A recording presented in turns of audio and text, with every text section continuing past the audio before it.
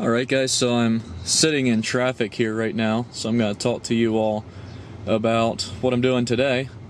Hopefully I get this video put together. I've been doing a bad job of getting videos done, but I got an invitation to do a free high altitude chamber today, and I was able to extend that to Brad as well. So we're flying down in his Cherokee 140, meeting at Lancaster and looking at some cool airplanes first.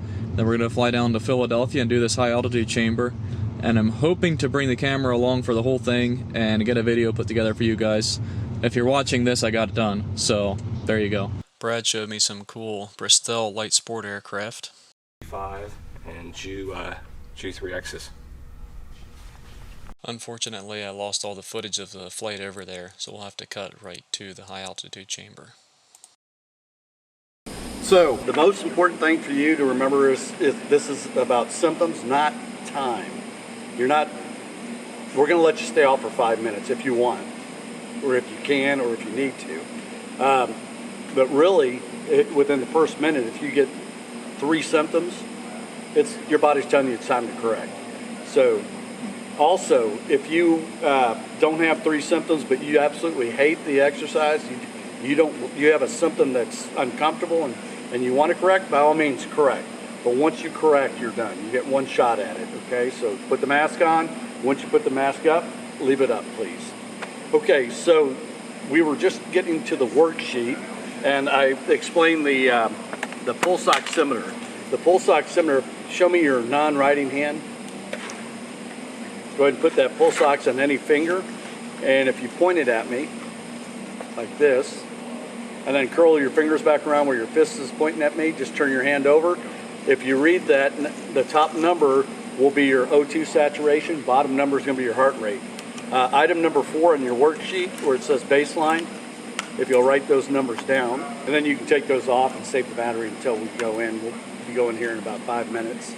The pulse oximeter, the way you would use it in the aircraft is if you're flying around 8, 9, 10,000 feet and above, you'd use it to spot check and then to check your O2 saturation, but you would never want to see your saturation, that top number, go below 90%. If it hits 90%, that's where you level the aircraft off, or you'd go on oxygen at that point.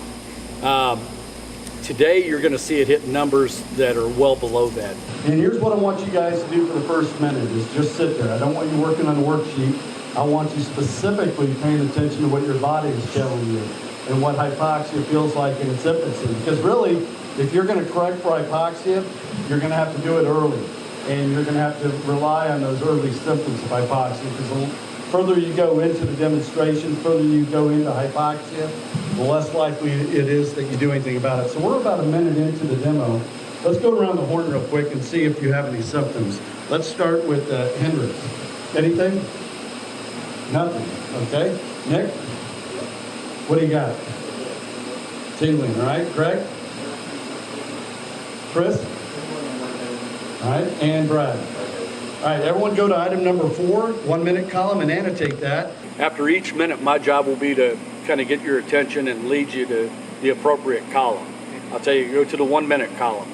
And then what I mean by that is go to the 1 minute column and then annotate any symptoms that you're experiencing at that point. Put a check mark by it. If you have a symptom that you don't see listed there, use those blank lines underneath it to write in it. So personalize this list to you so it means something to you when you come out. And then after each minute, also take a pulse oximeter reading so you can kind of gauge, okay, this is where I would have been at this saturation. And then I want you to go to your pulse oximeter and write that information down below. Look at your pulse oximeters. Are we below 90%? Yeah. So you're already in a realm where you would never want to be in the aircraft. All right? So make a mental note of what you feel like right now, because this is hypoxia. All right? So we're about a minute and a half into it. If you want to work on the crossword or the math, go ahead. You'll probably notice that you're feeling a little bit slower, maybe you're getting a little bit saturated. That is Chris. Chris, how are you doing, sir? How many symptoms do you have?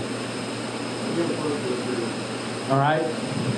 Let me get you to answer a question for me, would you? Your aircraft burns 8 gallons of fuel per hour. Can you repeat that? You fly for 3 hours and 45 minutes. Can you repeat that? How much fuel did you just burn? Write your answer, see what the maze is. Write that answer down right there. And Brad's going to go ahead and put your mask on because he sees something in you that leading him to believe you're a lot further off than you are, or worse off. We're about 2.5 minutes in, so at least go to the 2-minute column, those of you that are still off, and take your symptoms, and we'll come up on the 3-minute call here pretty quick. Everybody show Brad your pulse ox. I've got a 66 here, 68. How many symptoms do you have, Hendrik? You have 3? All right. Nick, how many symptoms do you have, sir? 2, maybe 3, all right. Brett? 2, maybe 3. And Brad? How many symptoms do you have, sir? You have 2. Okay, let's go with Nick. Nick, you said 2, maybe 3. Let me ask you a question, sir. How many, you know what stamps are, right? They still exist. You know, stamps you put on a letter to mail. How many 4-cent stamps are there in a dozen? Write your answer down next to the maze. And then I'm going to ask you 2 more questions. How many 3-cent stamps are in a dozen? You don't know? How about how many apples? Or you can put that on if you need to. All right. We got Brad still off. Brad, did you hear the question I was asking? How many 3-cent stamps are in a dozen? 4, right? All right. Write that answer down next to the maze. Now, Brad, how many apples are in a dozen? 12. Write 12 down and circle it. Okay, so we were at 4 minutes. 4 minutes. How many symptoms do you have, Brad? You have 2 or 3, but maybe 2. All right, here we go. Do you feel like you could fly an aircraft right now? Not well, but you could fly, right? All right, do me a favor. Put your pencil down and put your hands out in front of you, straight out in front of you, both hands. If I say climb, you're going to raise your hands, level off is back there. Okay, you copy? Yeah. Climb. And look at me as you do it, okay? Level off. Climb. Level off. Left turn. Level off. Look at me as you do it. Right turn. Level off. Right turn. Level off. Right turn. Level off. Climb. Left climbing turn. All right. Back to your worksheet. We're about 5 minutes. If you are off at 5 minutes, I will tell you to go back on, but I don't foresee anybody being off that long. If you are, you are. If not, but it doesn't mean that you're a great specimen if you can last that long. It actually is more scary because you don't present symptoms that you would recognize of hypoxia. So what we want you to recognize are symptoms that would lead you to putting your mask on and correct for this situation. Brad, we're at 5 minutes, so I want you to go to... At 8? Well, I don't buy that. Yeah. All right, so Brad, I want you to go to your worksheet, annotate your symptoms. And how many do you have right now? Just 2, or did you get a 3rd symptom yet? Just 2? What are your symptoms? Okay, and you can stop, you put your hands down. You don't have to. All right, one last thing I want you to do. I want you to touch your nose. This is Hendrik over here. Point at Hendrik. Touch your nose. Point at Hendrik. Touch your nose. Point at Hendrik. What's 7 times 6? Write that answer down and then put your mask on. Write your answer down and then put your mask on. Mask on. Don't forget that's the most important part. That's upside down. Very good. Quick cat-like reflexes there. All right, take a nice deep breath. Alright, so I hope you guys enjoyed that and learned something from it. So, a couple takeaways. One, if you get a chance to do this, go do it. Get in one of those high altitude chambers. It will definitely help you make your flying safer.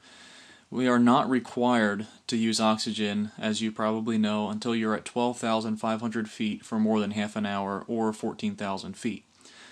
So, you know, if you fly lower than that, you might think you don't really need it. Well, I have felt hypoxic as low as 8,500 feet, and I've heard of people feeling hypoxic as low as 5,000 feet.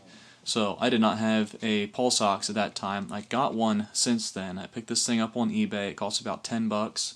I'll link it in the description if you want to get one. I highly recommend you get one of these as well. It just takes all the guesswork out, and you know whether or not you're hypoxic.